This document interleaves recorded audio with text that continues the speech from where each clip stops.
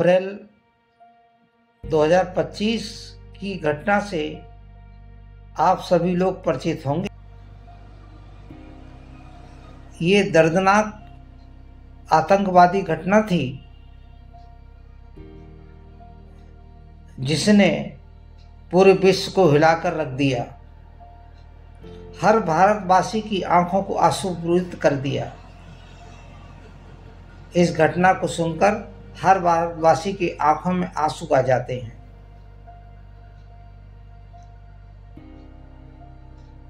मैं अपने इस वीडियो में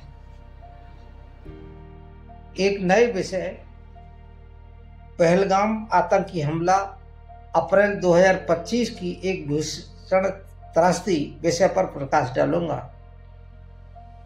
इसके बारे में बताने से पहले आप मेरे वीडियो को सब्सक्राइब करें, लाइक करें।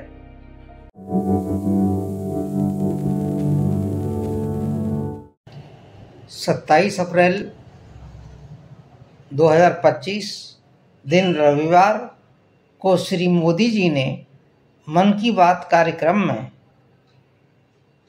ये कहा, पहलगाम में हुआ ये हमला आतंक के सरपरस्तों की हताशा को दिखाता है, उनकी कायरता को दिखाता है। ऐसे समय में जब कश्मीर में शांति लौट रही थी, स्कूल कॉलेजों में एक वाइब्रेंसी थी, निर्माण कार्यों में अभूतपूर्व गति आई थी, लोकतंत्र मजबूत हो रहा था, देश के दुश्मनों को, जम्मू कश्मीर के दुश्मनों को ये रास नहीं आया। आतंकी और आतंक के आका चाहते हैं कश्मीर फिर से तबाह हो जाए। पहलगाम की घटना घटित होने के बाद सरकार ने अनेक कदम उठाए हैं। पाक नागरिकों को 27 अप्रैल 2025 तक भारत छोड़ने को कहा गया है। जो लोग मेडिकल बीमा पर हैं उन्हें 29 अप्रैल की मोहलत दी गई है। इसके अलावा जो अन्य वीज़ा पर आए हैं उनके लिए भी भारत ने डेडलाइन तय की है। इसके अतिरिक्त भारत के नागरिकों को सलाह दी गई है कि वे पाकिस्तान न जाएं।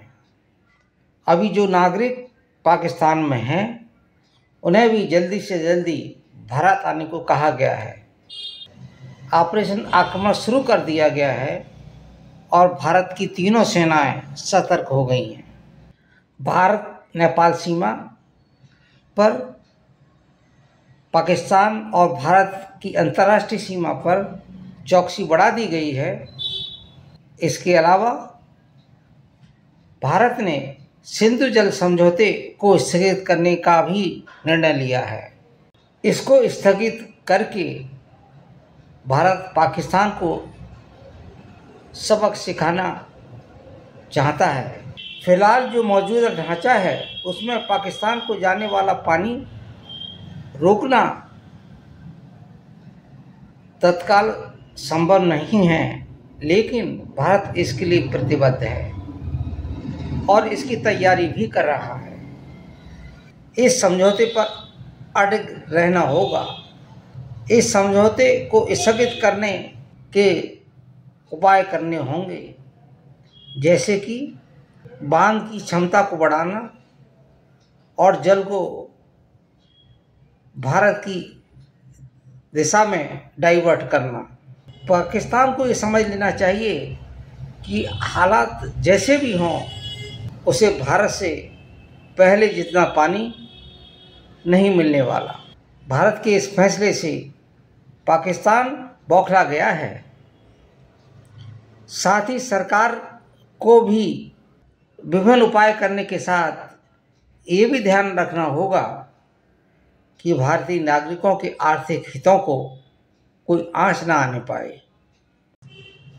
सिंधु जल समझौता या इंडस वाटर ट्रीटी भारत और पाकिस्तान के बीच एक पानी वितरण का समझौता है जो वर्ष 1960 में हुआ था।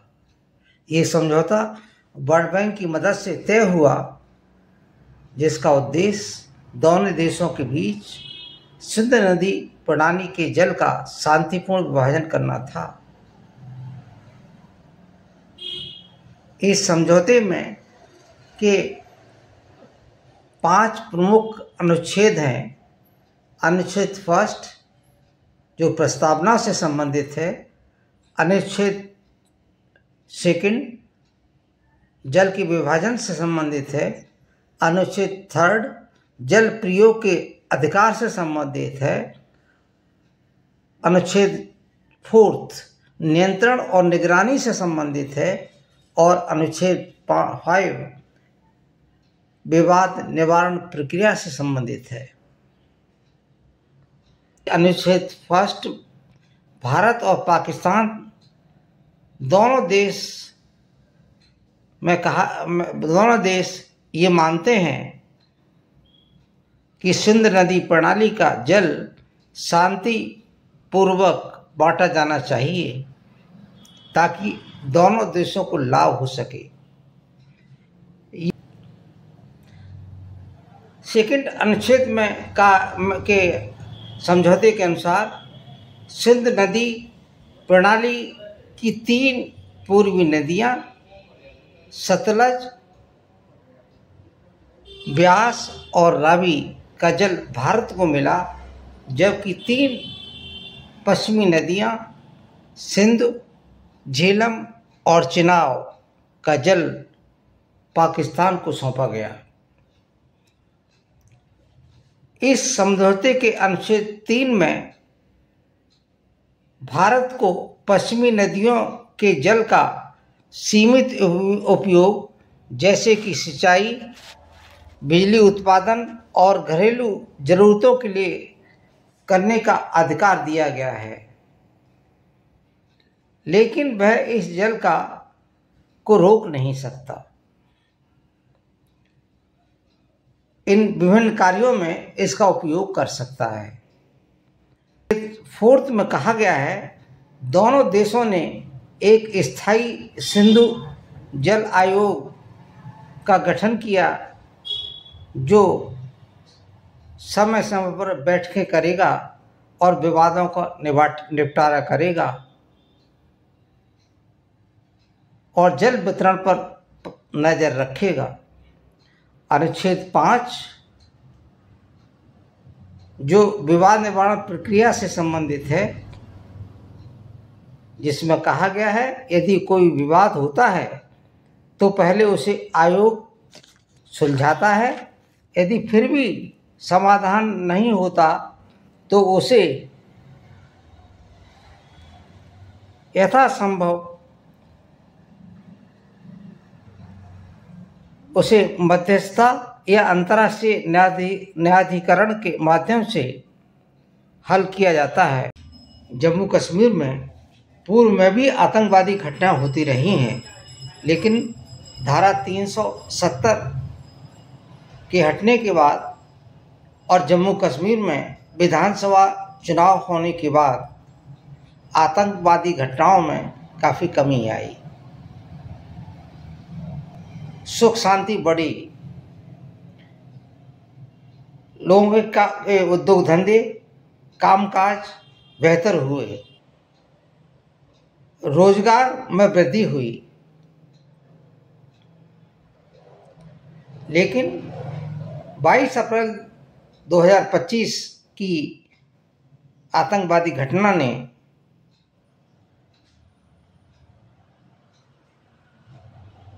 कश्मीर में को बेचैन कर दिया। लोगों में निराशा फैल गई, क्योंकि लोगों से मजहब पूछकर आतंकवादियों ने आतंकवादी घटना को अंजाम दिया। ये घटना अत्यंत क्रूर और बर्बर थी। पहलगाम भारत के जम्मू और कश्मीर केंद्र शासित प्रदेश के अनंतनाग जिले में स्थित एक नगर और अधिसूचित क्षेत्र है। ये इसी नाम की तहसील का मुख्यालय है और अनंतनाग से 45 किलोमीटर दूर लिद्दर नदी के किनारे बसा हुआ है। पहलगाम एक लोकप्रिय पर्यटन स्थल और पर्वतीय स्थल है, साथ ही अमरनाथ यात्रा का एक महत्वपूर्ण पड़ाव भी है। विश्व भर से हजारों पर्यटक प्रतिवर्ष यहाँ आते हैं। पहलगाम अपनी शंकुधारी वनों के लिए प्रसिद्ध है और घने जंगलों, खूबसूरत झीलों और फूलों के घास के मैदान से घिरा हुआ है। पहलगाम हमले के बाद इस पर्यटन स्थल के साथ अन्य पर्यटन स्थलों को बंद कर दिया गया।